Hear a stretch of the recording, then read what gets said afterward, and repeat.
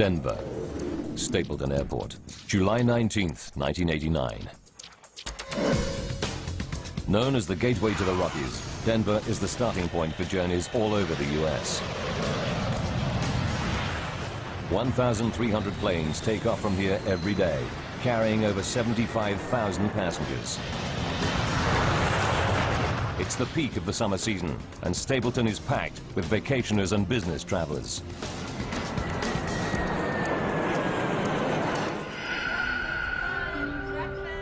Debbie McKelvey will be among the vacationers flying from Stapleton today. She's taking her children, Devon, age 6, and her son Ryan, who's 7, to a family reunion back in her home state of Pennsylvania. I was going home for 2 weeks with my children, and I was very, very excited about the trip. Debbie is taking advantage of United Airlines Children's Day promotion. Today, kids under 14 can fly for 1 cent, but each must fly with a paying adult. Debbie pairs up with a tennis club girlfriend, Ruth Ness, so she can sit with one of the kids.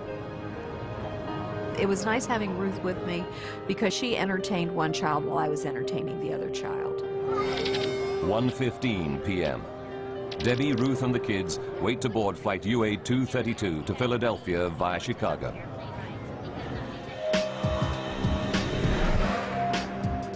Commanding the flight is Captain Alfred C. Haynes. His cabin staff reported a minor electrical fault in the galley on the previous leg, but engineers have given it the all clear. Captain Haynes is a veteran pilot with 7,190 hours logged in the DC-10.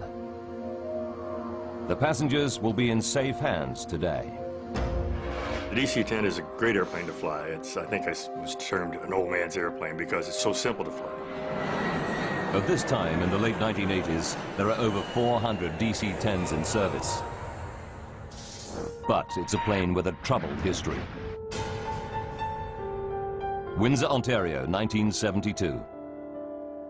A cargo door blows out on a year-old DC-10, causing severe decompression. The pilots managed to land the plane safely. 2 years later, a door comes off a Turkish Airlines DC-10 flying out of Paris. This time, the violent decompression tears the plane apart in midair. All 346 people on board die. McDonnell Douglas finds the fault and fixes it. But the reputation of the DC-10 never fully recovers. The DC-10 making flight 232 today is in its 17th year of service and has flown over 43,000 hours. So far, without incident. Today should be no different. Jerry Schemmel is Deputy Commissioner of the Continental Basketball Association and a frequent flyer.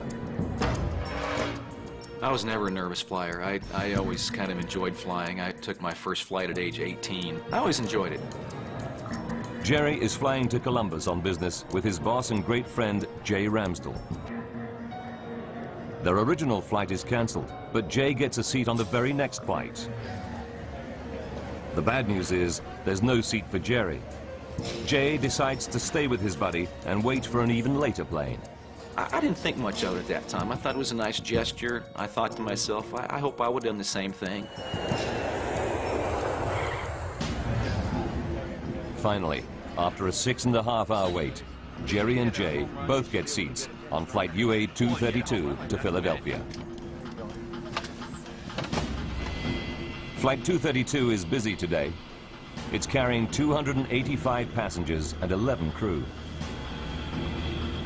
Debbie McKelvey boards with her friend and 2 kids. They add to an unusually high number of children on board. 52 in total, thanks to the Children's Day deal. For senior flight attendant Jan Brown Law, lots of children on board means a busy flight ahead. After a 4-day trip, Jan is excited to be heading home to Chicago. I just remember feeling just the energy of this last leg and getting all pumped up to do the service. Captain Haynes, co-pilot Bill Records, and flight engineer Dudley Dvorak run through their pre-flight checks. They taxi out to the runway and await the takeoff clearance.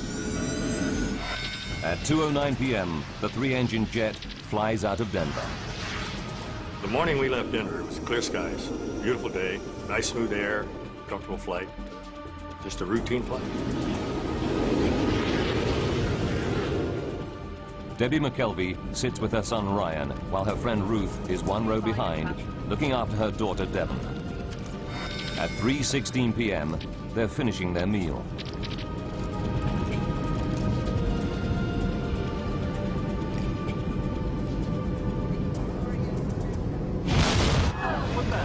Suddenly, out of the blue, a terrifying blast rips through the plane.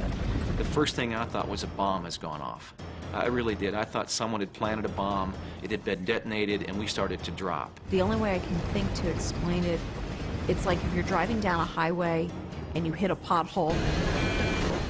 Jan Brown Law fears it may be a breach in the plane's fuselage. I instinctively sat down on the floor and held on, not knowing if it were a decompression, that everything that isn't tied down securely is going to be sucked out. There's no sign of any visible damage inside the plane. But up in the cockpit, Captain Haynes scans the engine instruments and quickly realizes that his number 2 engine is malfunctioning. I've never had a jet engine fail in flight. Only in the flight simulator, never in flight. But this time, it's happening for real. 3:17 p.m. Captain Haynes' priority is to shut down the problem engine. He's not too worried. The DC-10 can fly comfortably on its remaining 2 wing-mounted engines. Haynes follows the shutdown procedure and cuts off fuel and power to the number 2 engine.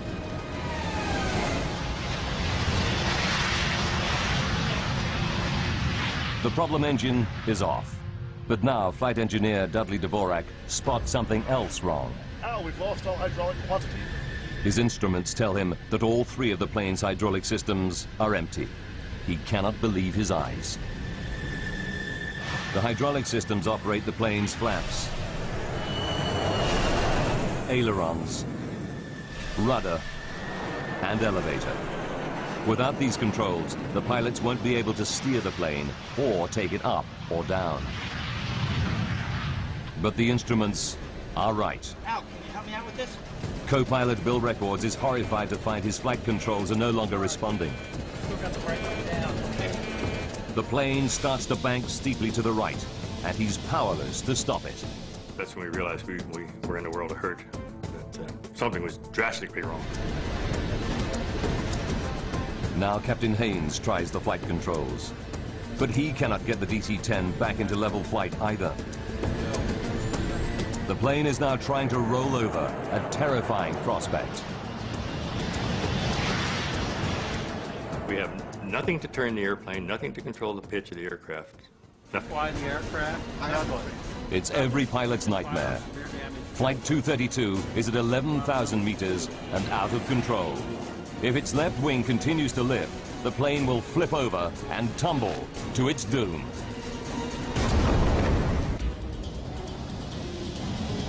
United Airlines Flight 232 is down to 2 engines. Worse still, the plane has lost all conventional flight controls. Despite everything that Captain Haynes tries, the plane seems bent on turning over.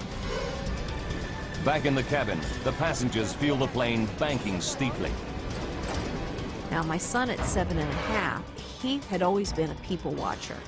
And he looked around and he said, something's not right here.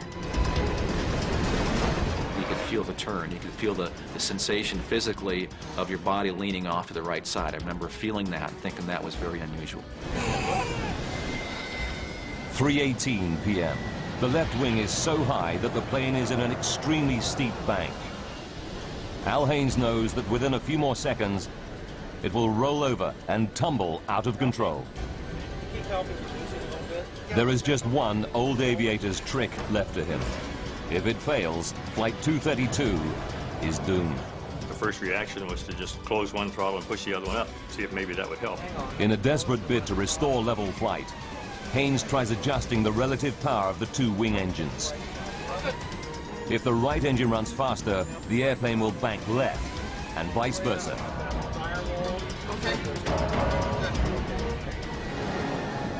It works. Captain Haynes is able to pull the plane out of its roll. He still has no flight controls, but he regains a crude form of steering by using the throttles. But Haynes finds that he can only make right-hand turns. 3:20 p.m. Co-pilot Bill Records radios Minneapolis Air Route Traffic Control Center. 232 heavy. We've shut down engine. He reports the loss of flight controls and requests a flight path to the nearest airport. The pilots have no idea how they're going to land the crippled plane. Ladies and gentlemen, this is the captain. We've shut down the number 2 engine. Now Captain Haynes tells passengers that one engine has failed, but he doesn't mention the loss of flight controls. Chicago, but we may be just a Not all the passengers find his words reassuring. You could just feel a tenseness in the flight attendants. And that's when you kind of felt there's something not right here. Captain Haynes knows that time is running out. UA-232 is dropping at around 250 meters per minute. They need to attempt an emergency landing soon, before they lose height altogether. 3:22. Air traffic control informs the flight crew that their nearest runway is at Sioux Gateway. This is a small regional airport near the sleepy town of Sioux City, Iowa. 3:25 p.m. A quiet afternoon in a Sioux City fire station is about to get a whole lot busier. When Fire Chief Robert Hamilton hears an alert called in, he suspects something big. I've been in this business a long time, and you can kind of tell. You have almost a sixth sense, I guess. Within minutes, the fire chief's hunch is proved correct. UA-232 is heading right for his city. 9 fire trucks race out to their emergency positions on one of the runways. Now Captain Haynes and his crew have to work out how they're going to land the plane with barely any controls. Before they can make a plan, they hit another problem. The DC-10 starts to soar up and then down in a random, uncontrollable cycle. For the pilots, it's like riding a roller coaster through the sky. We had no idea how long we were going to keep that airplane in the sky. Debbie McKelvey feels the plane's erratic motion and fears for her life. Here I have a 6-year-old and a 7-year-old. You start praying, you know, if I'm going to die, please make sure we all go and we all go quick. 3:26 p.m. Captain Haynes calls his senior flight attendant up to the cockpit. When I opened that door, the whole atmosphere hit me. It's the worst crisis possible. The captain tells Jan to prepare the cabin for an emergency landing.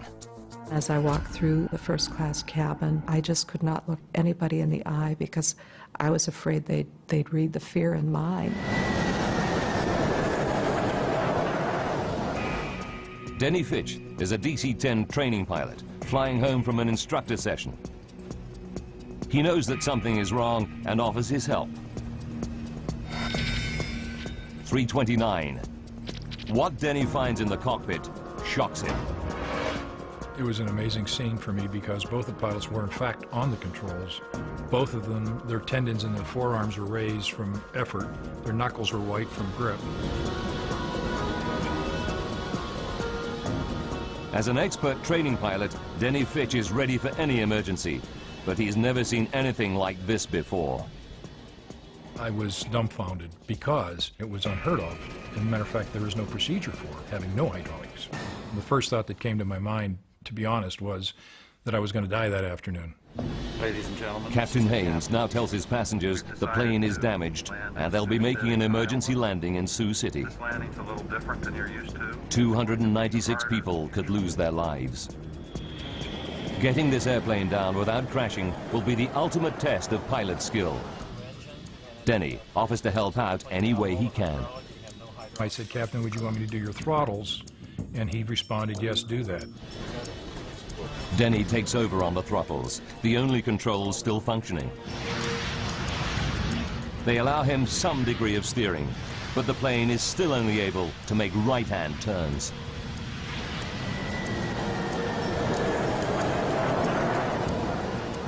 As far as I'm concerned, he's now the fourth member of the crew because he was willing to step in there and help us any way he could. 3:48. The DC-10 is now 12 minutes from Sioux City Airport, and they're running out of altitude. It's time for the pilots to face an almost unthinkable prospect.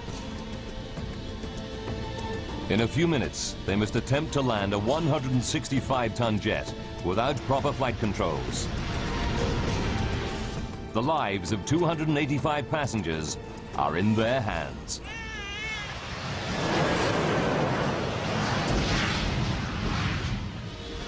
The pilots must now try to line up for the final approach into Sioux City Airport. Denny Fitch will attempt to steer the plane and control its descent, all by adjusting the throttles. What's more, the plane can only make right-hand turns.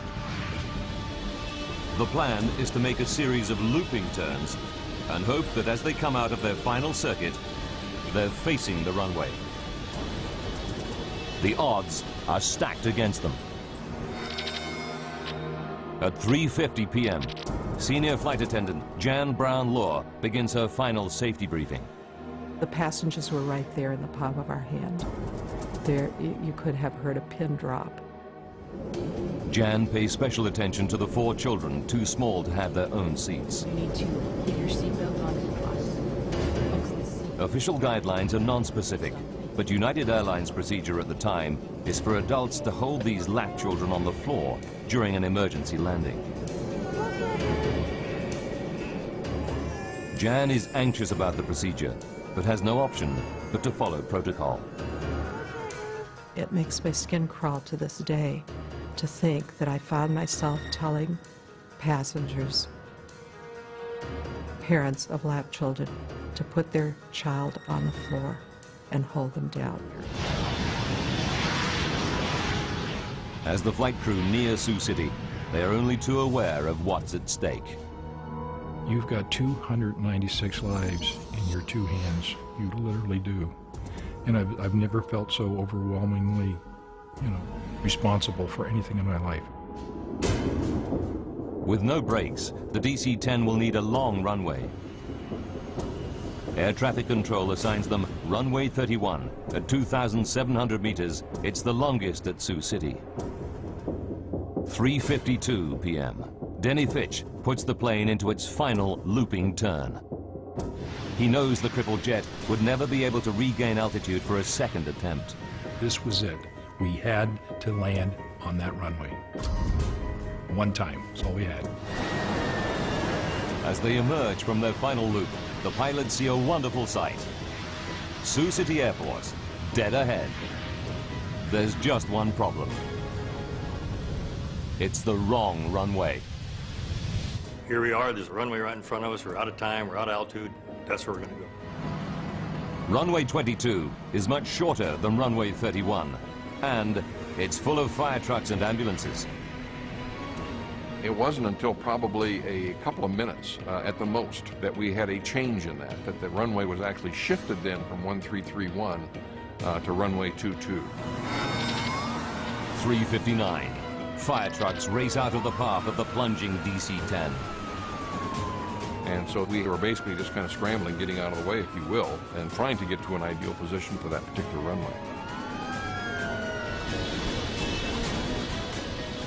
Captain Haynes orders the passengers into the brace position.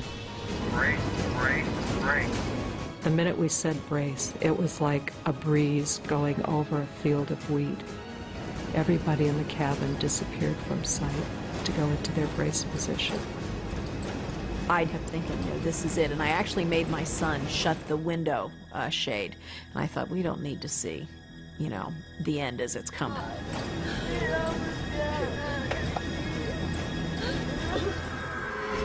As the pilots desperately try to line up the airplane with the runway, they realize they're still coming in at 400 kilometers per hour, around 150 kilometers per hour faster than normal.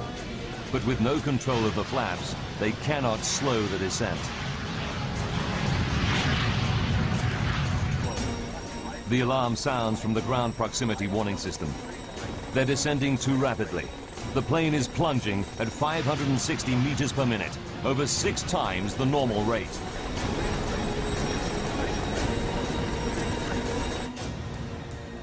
Down on the ground, a local news crew races into position to cover the crash landing. Not gonna be pretty. 4 p.m. Just seconds from landing, the nose and right wing drop. If they come in at this angle, the plane could break apart. And I shoved both the throttles to maximum power, hoping that would result in the nose being pulled up. Denny Fitch desperately struggles to bring the nose back up, but it's too late. The engines don't respond in time. 4 p.m. and 16 seconds. The plane smashes into the runway. It just felt like we dropped out of the sky and hit the ground. It wasn't like it was an emergency landing. It was a crash. I could hear all the screeching metal and noises that you've never heard before and you hope you'll never hear again. The right landing gear and wing shear off, spilling fuel and sparking a fire. I could see fireballs because I guess the plane, you know, it's screeching on the runway. And then that was my next thought. Oh my God, we're gonna burn to death. The jet careers along the runway on its wing stump for about 600 meters, then breaks apart. The cockpit had snapped off like a pencil tip, and we became a tumbling 200-mile-an-hour piece of wreckage. The main section of the fuselage skids further down the runway, rolls over on its back, and comes to a halt at the side of the airfield.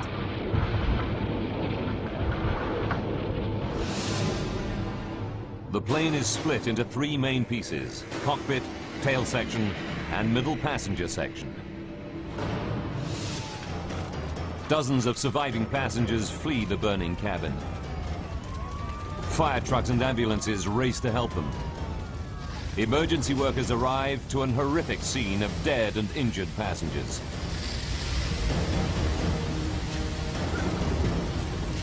Survivors escaping the wreckage scatter through cornfields at the edge of the runway. Debbie and her son Ryan are among them. I grabbed my son and we started running and running. And I had no idea where we are. Some of the children and babies held on the floor before landing are missing. The violence of the crash tore them from their parents' grasp. One grief-stricken mother confronts flight attendant Jan Brown-Law. And she just looked up at me and she said, "You told me to put him on the floor, that it would be all right." And I thought, I'm going to live with those words for the rest of my life. The child, 23-month-old Evan Zhao, tragically died in the burning jet. In the chaos of the crash, Debbie McKelvey and her son Ryan managed to get out of the wreck. But she can't see 6-year-old daughter Devon anywhere. So then you start really thinking, why didn't I have both of them? And it's just a horrible, horrible sinking feeling. Jerry Schemmel escaped the cabin unhurt. But now he hears a baby's cries. Despite the choking fumes, he ventures back inside the burning aircraft. I didn't think if I go back in, the thing will explode or I might not find my way back out. I just reacted. I heard the cries of baby, and the next thing I know, I'm back inside the aircraft. As the central cabin section burns, it starts to fill with toxic fumes. Smoke like this can kill in minutes. Parents like Debbie McKelvey fear that their missing children could still be somewhere inside the blazing jet. Flight 232 crashes at Sioux City Airport and lies in a smoking ruin at the edge of the runway. Survivors flee the crashed airliner, but a baby's cries draw passenger Jerry Schemmel back inside. So I finally got right over top of the crying, and I'm feeling around, and there's a baby stuck inside this overhead bin. I just grabbed the baby with one arm and scooped her out of the hole. I got back on my feet, found the opening, just kind of aimed for the sunlight, and shot out the plane the second time. Jerry's actions probably saved the baby's life. But Debbie McKelvey is desperate. She fears her daughter and friend have not survived the crash. Then, suddenly, she spots a face. It's her 6-year-old daughter, Devon, emerging from the smoke. It was the absolute best feeling because she was there and she was okay. While passengers flee the wreckage, Captain Haynes and the flight crew are trapped in the cockpit. The plane's nose has buried itself into the soft earth beside the runway. It's the last place the rescuers reach. They have to use a forklift and cutting equipment to get through the twisted wreckage. It takes 30 minutes to reach the pilots. At 5 p.m., rescuers pull out all 4 pilots, seriously injured, but alive. As I remember the pat on my chest, and his words to me were, "You're okay, buddy, I'm here, I got you, you're gonna be okay." And I felt this tremendous relief. The flaming wreck of UA-232 burns for over 2 hours. 9 helicopters and 34 ambulances evacuate survivors. Jerry Schemmel's thoughts turn to his buddy, Jay, whom he lost sight of in the crash. Jerry hopes that he might have made it, but as time goes by, he loses all hope. I had a pretty good hunch 8 hours after the crash, when he didn't show up anywhere, that he wasn't a survivor. Jay Ramsdell is one of 111 passengers who lose their lives in the crash. 1 flight attendant is also killed. 11 children are among the dead. Remarkably, 184 people survived the Sioux City crash. But for the pilots of Flight 232, any number of deaths is a tragedy. Training pilot Denny Fitch learns how many died when his wife visits him in hospital.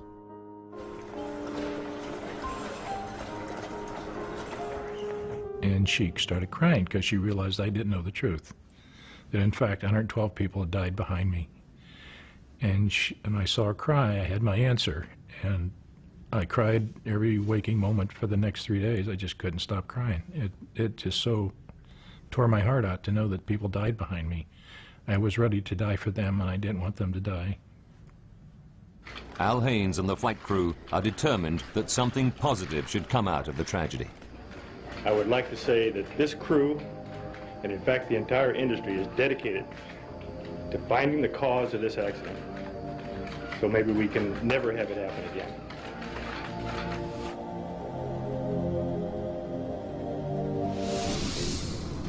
The National Transportation Safety Board, or NTSB, dispatches an investigation team to Sioux City. With 427 DC-10s still in service all around the world, they need to find out what happened to the plane, and quickly. Frank Hildrup leads the team, analyzing the aircraft structure. There's a lot of apprehension and anxiety, of course, that we always go into these things with, and I was fairly new at the time. I had not been with the agency but for about 9 months.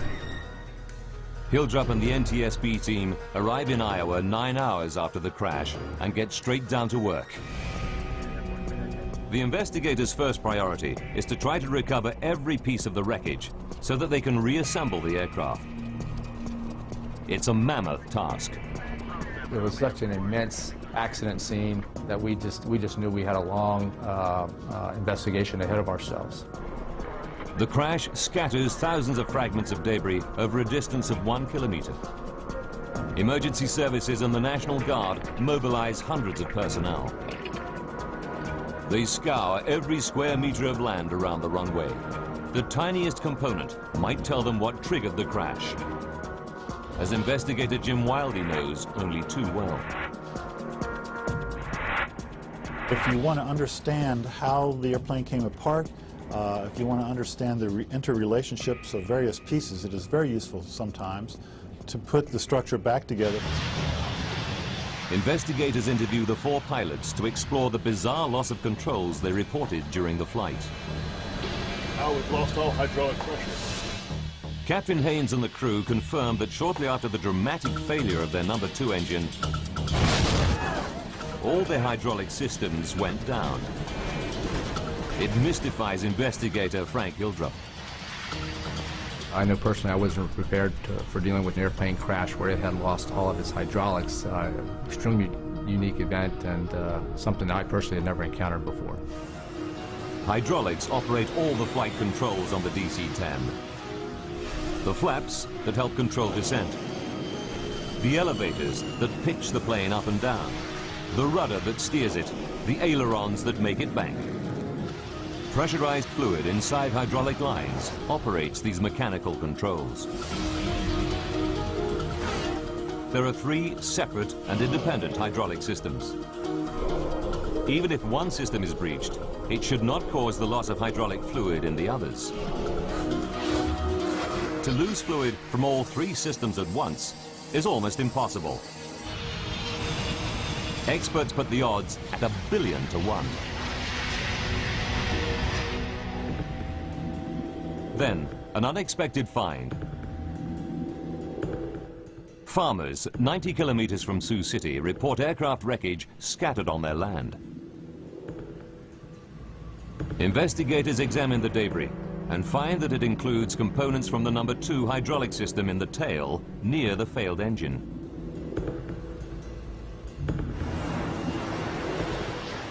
The team can calculate from the plane's flight path exactly when these parts fell. They discover it happened at 3:16 p.m., the same moment as the loud bang and the engine failure. What the heck? What was that? Everything points to a catastrophic event inside the engine, which then damages the hydraulic systems.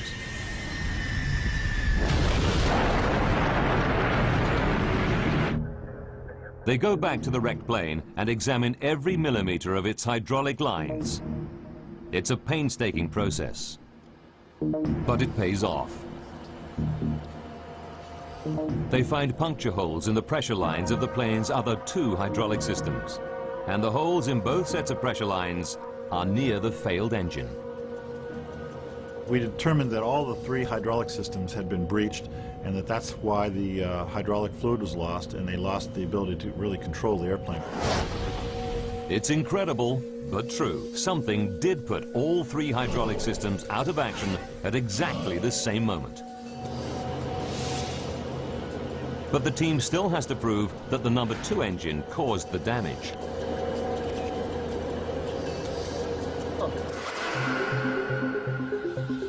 They inspect the puncture holes with a scanning electron microscope and find minute traces of titanium. Titanium is used for critical airplane parts because it's tough, yet very light. On the DC-10, the only titanium anywhere near the tail section is inside the number 2 engine.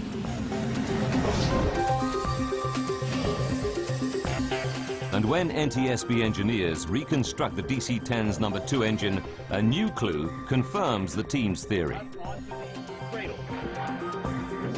We learned that a major portion of the number 2 engine in the tail of the airplane had come apart and was missing. The missing part is the fan disc, the massive central hub of the engine's fan assembly. It's made of titanium. Investigators are starting to get a picture of what caused the bizarre loss of controls aboard flight UA-232. 44 minutes from disaster. The loud bang that crew and passengers hear is the 170-kilogram fan disc fracturing. The broken fan disc bursts through the engine housing. The blast fractures a section of the number 2 hydraulic system. But in a piece of catastrophic bad luck, fragments also puncture lines in both remaining systems. Quantity 0 on all 3. I'm sure it is. Gauges say 0. All hydraulic quantity down. 42 minutes to go. The plane loses all its flight controls. The tail section is so badly damaged that the plane can only make right-hand turns. And without elevators, the pilots cannot keep the plane on a level flight path through the sky. But the NTSB investigators still don't know what caused the fan disc to fracture. Until they find out, more than 200 other DC-10s could be flying around with engines that have a similar hidden fault.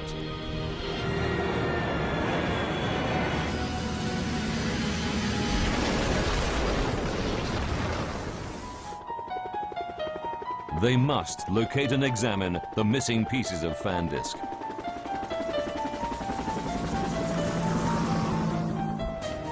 Investigators calculate the likely trajectory of the fan disc debris to find out where it might have landed. They narrow it down to a tract of Iowa corn belt 36 square kilometers in size. I would consider the search for that fan disc certainly a needle in a haystack type of effort. Investigators pull out all the stops to find the missing fan disc. They scour the area with 4 helicopters, but find that the 3-meter-high cornstalks conceal everything on the ground. They even deploy infrared cameras to try to locate the pieces. But after weeks of searching, they draw a blank. General Electric, the engine manufacturer, offers members of the public a large reward for the missing fan disc.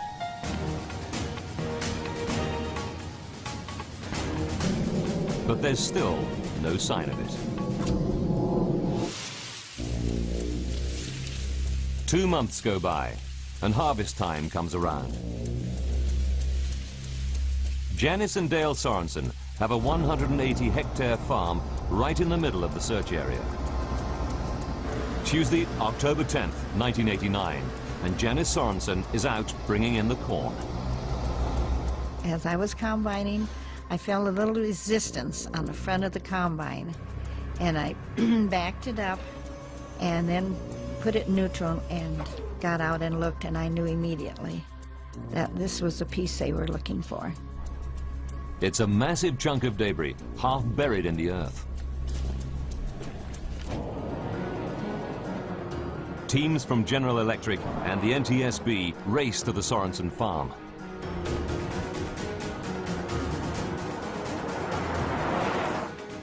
Dale and Janice help investigators dig out the piece of wreckage. This is the Sorensens' own video footage of their find. I had a little shovel long, and I went and got the tractor with a loader and put a chain around it, hoisted it up, and then we took it down to the turkey shed, which was not very far away, and we had hot water there, so we washed it off, so it was spick and span. Investigators quickly confirm that the debris is a major chunk of the missing fan disc from flight UA-232. Then they find another piece nearby. Together, the 2 parts complete the entire missing fan disc. Janice Sorensen learns that her find could hold the key to the disaster. I was very emotional about it. I had some tears.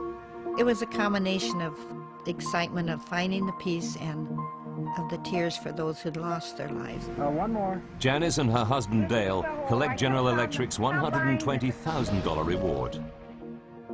They give over half the money to charity. The NTSB can now begin the next phase of their investigation. They fly the fractured fan disc to the labs of the engine manufacturer General Electric to find out what could break apart such a robust metal component. Jim Wildy, a metallurgist by training, examines the fan disc, starting with the main fracture line where it broke apart. He spots something branching off it, a fatigue crack 13 millimeters long. It's rare to find metal fatigue in a fan disc. These components are specifically designed to withstand the enormous rotational forces within the engine.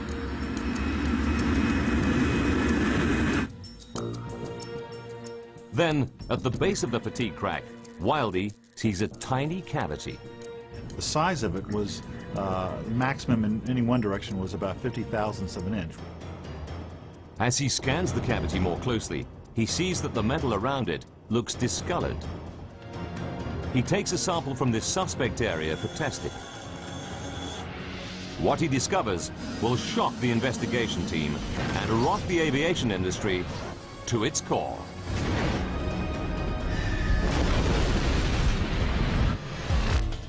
Investigator Jim Wildey examines a tiny cavity in the fractured fan disc from flight UA-232. What he finds stuns him. Around the cavity, there is an impurity in the titanium alloy. It's called a hard alpha inclusion, a brittle defect smaller than a fingernail. Analysis reveals that it was caused by excess nitrogen during the forging of the metal ingot. The fan disc in the DC-10 was made from titanium that harbored a fatal hidden defect. It's the final piece of the puzzle. The NTSB team can now put together the chain of events that left the passengers and crew of flight UA-232 seconds from disaster.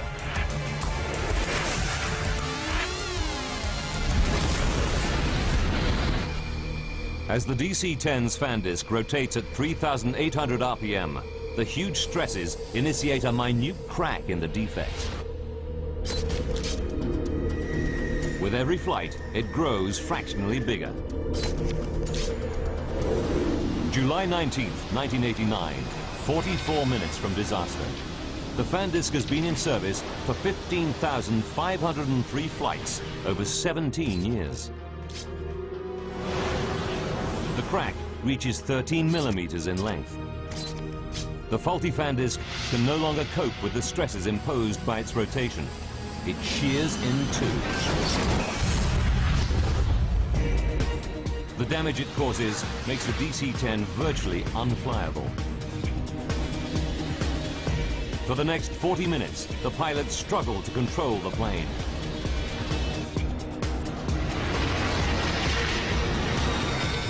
Five minutes to go.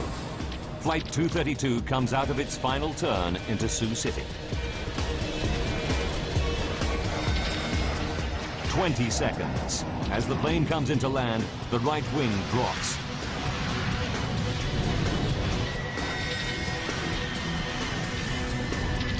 Disaster strikes. The right wingtip hits the ground, and the DC-10 careers down the runway.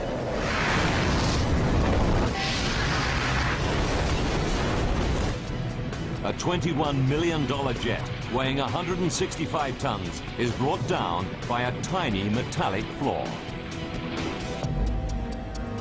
For the NTSB investigation team, there's a terrible twist to the tragedy. Investigators discover that United Airlines technicians made a routine inspection of the defective fan disc just 16 months before the crash. They're disturbed. The crack was on the fan disc surface. At the time of the inspection, the crack could have been close to 13 millimeters long. This disc had been inspected before the accident, and we determined that the crack was of a detectable size, but that it just wasn't detected. The NTSB report concluded that the crack was probably missed due to human error. The report accepted that United Airlines inspection procedures complied with regulations and were up to industry standard, and cited human factors as an industry-wide problem in engine inspection.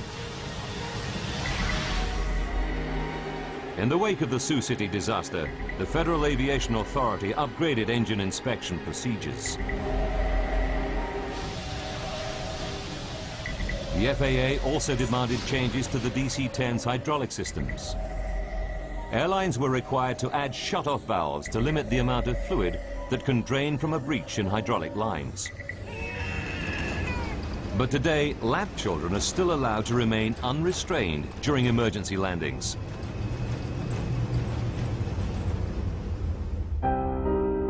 Ever since the crash, Jan Brown Law has campaigned for all children to have allocated seats and safety restraints on airplanes.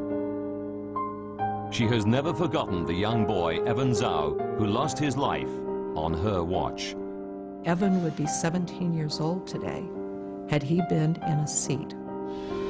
Denny Fitch, Al Haynes, and the other crew members received industry awards for their extraordinary professionalism and valor. Jerry Schemmel, who now has children of his own, will never forget the debt he owes the pilots. I've thought about those guys every day for 16 years. I don't think we could have been equipped with a better cockpit crew than what we had. The safety measures triggered by the Sioux City crash transformed aviation safety, not just on the DC-10, but on all passenger airliners. The new rules should ensure that such a bizarre and devastating accident can never happen again.